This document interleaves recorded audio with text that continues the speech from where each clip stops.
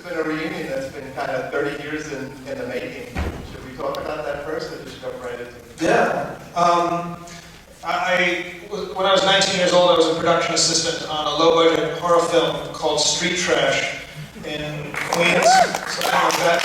And my job was to go to local restaurants and try to find good deals for food for the crew. So we do different restaurants, like a different restaurant for each day of the week. So I saw this deli called Timpone's Deli. Am I getting this? My memory? Tony's Deli Delight. Tony's Deli Delight. Okay, that was his memory. Oh, aging here. But so I go in and I meet the gentleman behind the counter, and I said, "Look, I'm with a movie company. I'm trying to get food deals for the crew." And he said, "Oh, you have to talk to my son." And then 19-year-old you probably came out and he had just written an article for Fantasia, one of those magazines, where he interviewed Anthony Daniels, who played C-3PO. And I was like, "You met Anthony Daniels, who played C-3PO? That's amazing."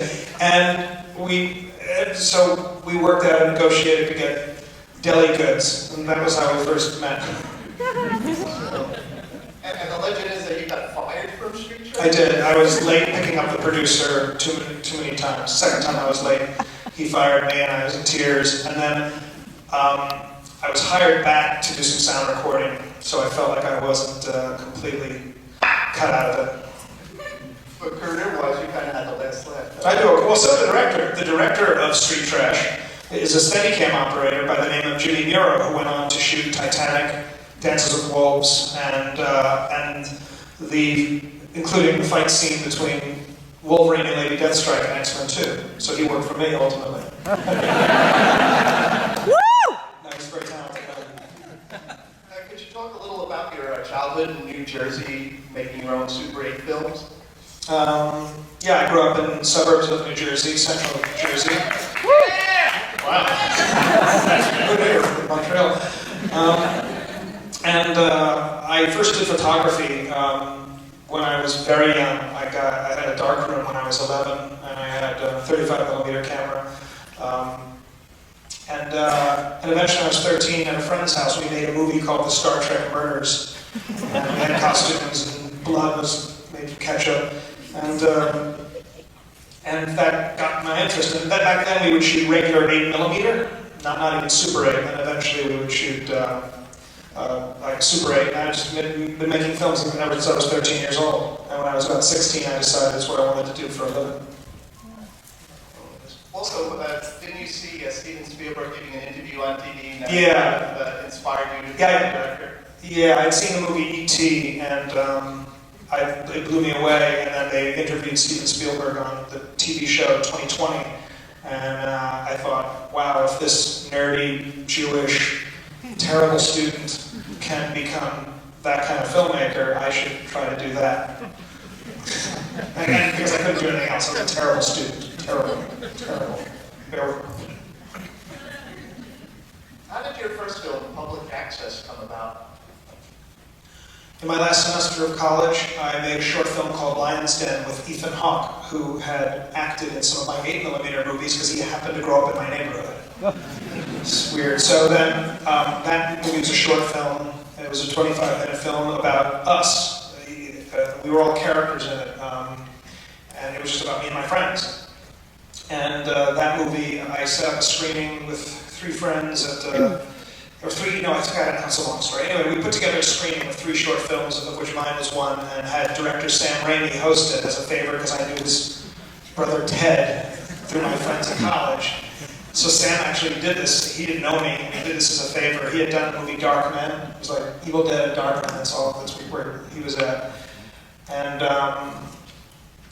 that was seen by a representative from a Japanese financing company that had this weird program called CinemaBeam. And the idea was to grant money to directors around the world to make these little $250,000 movies. So they gave it to me. So I made it Public Access, which won the Sundance Film Festival in 1993.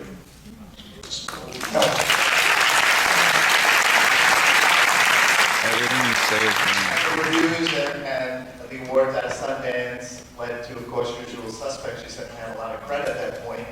And then you all working with this amazing cast of actors, Gabriel Byrne, Benicio del Toro, Kevin Spacey, of course, who won the Oscar. What was your first day like on the set of that movie? I don't remember.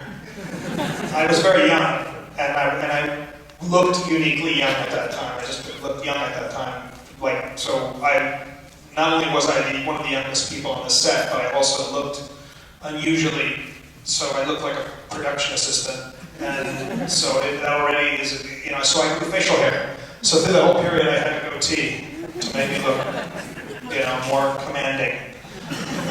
But the actors are great. Kevin Spacey had become a friend before I started shooting, and Kevin worked the entire movie because he's in the interrogation as well as the flashbacks.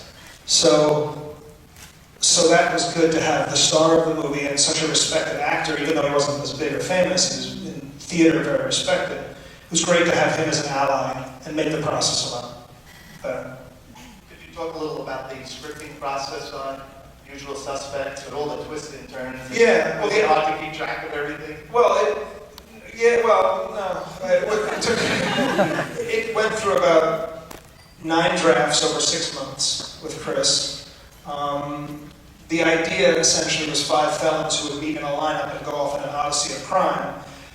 Chris had the idea for the ending a little into the process. He phoned me up. I was in New Jersey, and he said, "Bryan, I think it should be this ending," which I won't spoil if people haven't seen it. And I thought, oh, now that's interesting. Oh wow, now suddenly the movie's like not just a crime movie. It's something new and special that I have never seen before. So. We wanted to make sure the script was really right and tight, so this is the most I've ever worked on a script before shooting. Usually you work on it a lot, and it's not the longest, but it was intensive. With the success of Usual Suspects and the 2 Oscars, there were a lot of big projects circling you. Devil's Own, Yeah. Show, and you chose a film that was pretty damn dark, Apt Pupil, which was probably the most non-commercial movie. Yeah. Could you talk about what attracted you to that project? I read the book Apt Pupil, or it's a novella from the book Different Seasons by Stephen King when I was a boy, and like 16 years old, 17 years old, and I loved the story, and I wanted something that I could control and that I could do that would be more intimate. I was afraid of throwing myself into a big studio picture, because I had the wisdom even at that age to know that could be the beginning and the end of your career. I was offered the movie The Devil's Own, starring, and the actor, the star of the movie, took me out. Well, first they offered it to me and I passed. And then the star of the movie, Brad Pitt, took me out to lunch. So I'm sitting with Brad Pitt and he's saying, "Please do this." And I said, "I can't because I don't understand the material, I don't connect to it."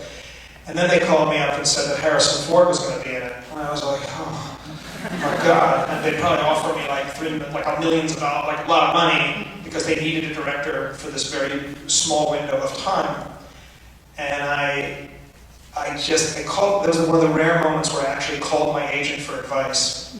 And I said, "Hey, do you think I should do, this movie with all these stars and all this?" And he says, "Do you like the script?" And I said, "No." And he goes, "Then don't do it." And that was it. So I made Apt Pupil, which was not particularly successful, but I did well. It's weird. I actually did well financially off it. I actually made a good amount of money. And what that did was that I don't spend a lot of money. I was very cheap, or not cheap, but I just didn't take a lot for me to live. I was renting a room in a little house. So I basically saved that money, and that gave me the confidence to do what I wanted to do next, which was X-Men. I signed a deal to do X-Men 1 before I even made Apt Pupil, back in 1996. And that movie was the hardest movie to get made, and it collapsed multiple times, one time in particular, and I stuck with it. So the money I made off Apt Pupil gave me the freedom to stick with it for a year and a half or more until it got made. Because there were no comic book movies then, so nobody saw the value until it came out. One of my favorite movies that we screened here at Fantasia many years ago was called In a Glass Cage, and has some thematic similarities to Apt Pupil. Have you ever seen that film? No, I haven't. I've heard of it, but I've never seen it. Night Porter's another one. There's a movie called Baxter, a French movie about a dog, which is very similar to Apt Pupil in a way. It's very cool movie. Apt Pupil was the first time you dealt with the Holocaust, and it's the theme you've returned to time and time again in your films. Could you talk about why you like exploring that dark period in human history? Well, I'm Jewish, and as a Jewish person, you grow up with a very specific understanding of the Holocaust. And I also had a teacher called Miss Viscarelli in my junior high school, and she taught a very comprehensive course on the Holocaust. And an event like that is so overwhelming and incomprehensible, especially to happen in a society so enlightened and evolved as Germany was in the 20s and 30s, that I just became quite fascinated with it. And the Stephen King story told it from a different angle. You know, I don't believe I'm equipped to make a Schindler's List or a pianist at this point in my life, but to be able to touch upon that subject matter in films like Apt Pupil or in the beginning of X-Men, you know, it's interesting. And in Valkyrie, to tell the story from the German resistance point of view. It would be too hard for me emotionally to try to make a film that day in, day out, Holocaust. I don't know how Stephen, you know, got through that experience. And in some ways you were able to reach more people than Spielberg and Polanski did with their films by covering your films. It's a different way of reaching people with fantasy films. That's one nice thing about science fiction and fantasy films. They tell stories, if they're done well, they tell stories about the human condition, but from such a fantastical point of view that it lulls you into the entertainment aspect of it and dazzles you.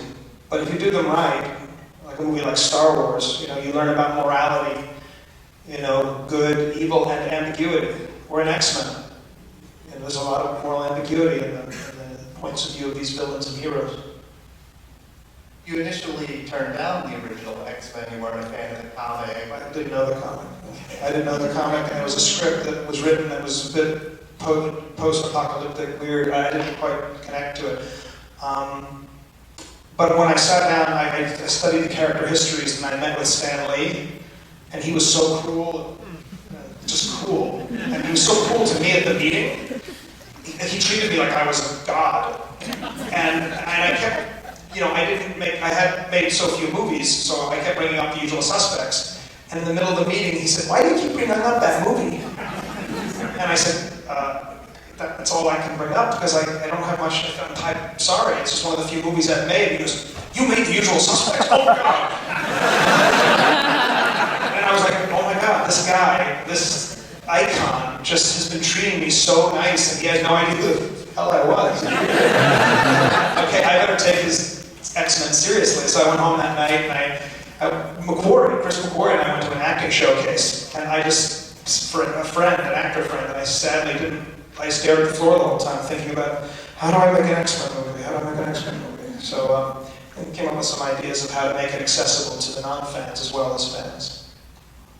The head of Fox said the reason why he hired you was because he thought you would avoid overdoing the effects and go for more character development on the original X-Men. Is that your goal on the new film? Yeah, always. Yeah, it's you know, X-Men films have traditionally had a slightly different tone. They fall somewhere between The Dark Knight and the Marvel movie. I mean, they're a bit brighter, but at the same time they're steeped in their themes and their characters, and that's what appeals to me. I like ensemble movies. They knew I was good at them or decent at them from Usual Suspects, and once I started reading about the character histories, I found this character so fascinating. I started coming up with all kinds of storylines, many of which had already been explored in the comic. And then I watched all 70 episodes of the animated series, and I found that to be really entertaining. It's a great series.